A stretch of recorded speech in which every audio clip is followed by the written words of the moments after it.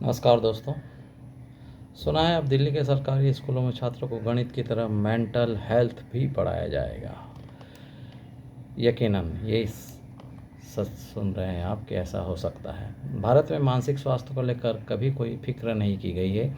आम इंसान हो या खास हर कोई इसे नज़रअंदाज करने की मानसिकता से ही जीता आया है।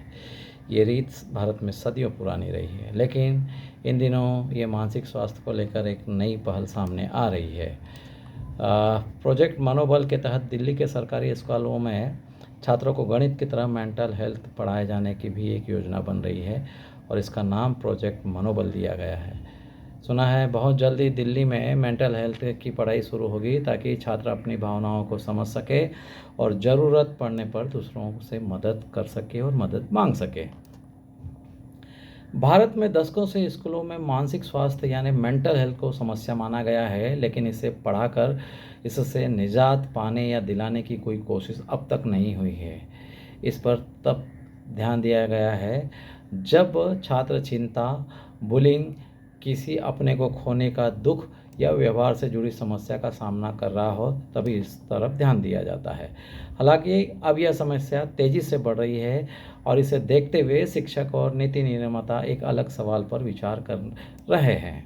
अगर मानसिक स्वास्थ्य को भी शारीरिक स्वास्थ्य या गणित की तरह पहले से पढ़ाया जाए तो क्या हो, इस पर भी विचार विमर्श किया जा रहा है। यही सोच दिल्ली सरकार के हालिया शुरू किए गए प्रोजेक्ट मनोबल के केंद्र में है। इसका उद्देश्य सरकारी स्कूलों में मानसिक स्वास्थ्य की स्थिति शिक्षा शुरू करना है। यह कार्यक्रम केवल संकट की स्थिति में काउंसलर की मदद पर निर्भर नहीं रहेगा, बल्कि छात्रों को अपनी भावनाओं को समझने और तनाव से निपटने और यह पहचानने का ज्ञान व कौशल देगा कि उन्हें या उनके साथियों को कब मदद की ज़रूरत है। यह पहल दुनिया भर में मानसिक स्वास्थ्य को लेकर बदलते नज़रियों को भी दिखाती है।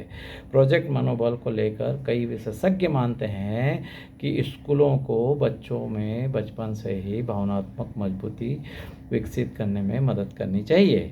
रिसर्च बताती है कि सामाजिक और भावनात्मक सीख, सोशल एंड इमोशनल लर्निंग से जुड़े कार्यक्रम क्लास में बिहेवियर, पढ़ाई में प्रदर्शन और भावनाओं को नियंत्रित करने की क्षमता बेहतर बनाते हैं। साथ ही मानसिक स्वास्थ्य के लिए मदद से लेने से जुड़ी झिझक को भी कम करते हैं। हालांकि विशेषज्ञ चेतावनी भी देते हैं कि सिर्फ टाइम टेबल में मानसिक स्वास्थ्य को एक विषय के रूप में शामिल कर देने भर से छात्र मानसिक रूप से स्वस्थ नहीं हो पाएंगे। कोलकाता के वैज्ञानिक जो मनोवैज्ञानिक है अभिरूप मुखर्जी, उनका ऐसा मानना है कि अगर इसी तरह से पढ़ाया गया है तो मानसिक स्वास्थ्य को भी शारीरिक स्वास्थ्य की तरह पढ़ाया जाना बहुत ज़रूरी है, वरना इसका कोई मोल नहीं होगा। एक जीवन कौशल के रूप में, न कि थेरेपी के रूप में पढ़ाना चाहिए, ऐसा मुखर्जी का मानना है। मुखर्जी कहते हैं कि पाठ्यक्रम में भावनात्मक समझ, तनाव प्रबंधन, स्वस्थ रिश्ते, डिजिटल वेल बीइंग और ज़रूरत पड़ने पर मदद कब लेनी चाहिए जैसे विषय भी शामिल होने चाहिए।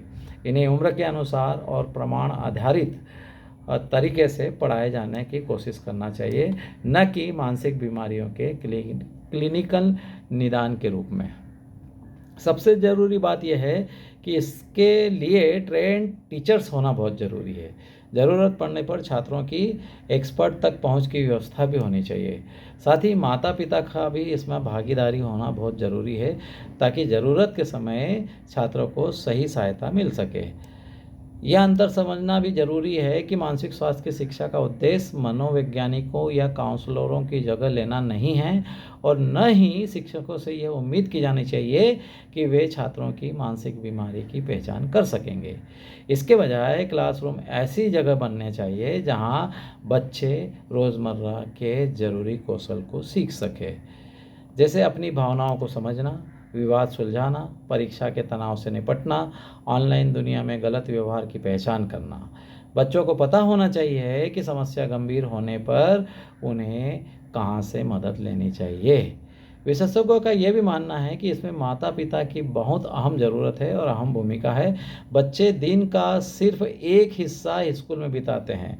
ऐसे में अगर घर पर इमोशनल हेल्थ से जुड़ी बातों को बढ़ावा नहीं मिलेगा तो इसका पूरा असर देखने को सामने नहीं मिलेगा। परिवार में खुलकर बातचीत करना, मानसिक स्वास्थ्य से जुड़ी झिझक कम करना और तनाव से स्वस्थ तरीके से निपटने की आदत अपनाना ऐसा माहौल बना सकता है जहां बच्चे अपनी भावनाओं के बारे में खुलकर और बिना डर के बात कर सके। प्रोजेक्ट मनोबल की सफलता केवल इस बात पर निर्भर नहीं करेगी कि इसकी शुरुआत की गई है, बल्कि यह इस बात पर निर्भर करेगा कि शिक्षक इसे क्लास में कैसे पढ़ाते हैं। अगर इसे सही तरीके से लागू किया गया तो यह इमोशनल हेल्थ को भी पढ़ने लिखने और गणित की तरह एक बुनियादी जीवन कौशल बना सकता है। और अगर इसे केवल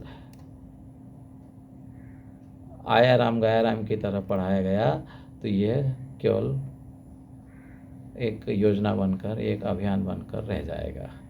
तो देखते हैं अब दिल्ली के सरकारी स्कूल में छात्रों को गणित की तरह मेंटल हेल्थ पढ़ाया जाता है या बस एक हवाबाजी के रूप में। धन्यवाद।